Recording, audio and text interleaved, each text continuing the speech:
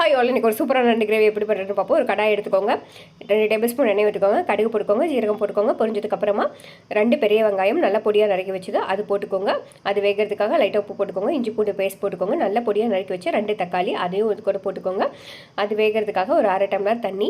அது கொஞ்சம் வெந்ததுக்கப்புறமா ஒரு 1/2 டேபிள் ஸ்பூன் வந்து நம்மளுடைய மஞ்சள் தூள், 2 டேபிள் ஸ்பூன் கொத்தமல்லி பொடி. எங்கள் வீட்டில் இருக்கிற கொத்தமல்லி பொடியில் நாங்களே மிளகா போட்டிருப்போம். ஸோ அந்த காரம் எங்களுக்கு போதும். தேவைப்பட்டால் நீங்கள் காரம் ஆட் பண்ணிக்கோங்க.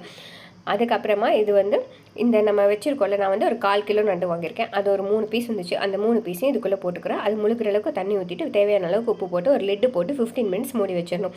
நண்டோட கலர் மாறிடுங்க. அது வந்து ஒரு லைட் ஒரு ஆரஞ்சு கலரில் வரும். அப்படின்னாவே அது வெந்துருச்சுன்னு அர்த்தம். அது நல்லா திக் கிரேவி மாதிரி வந்துடும்.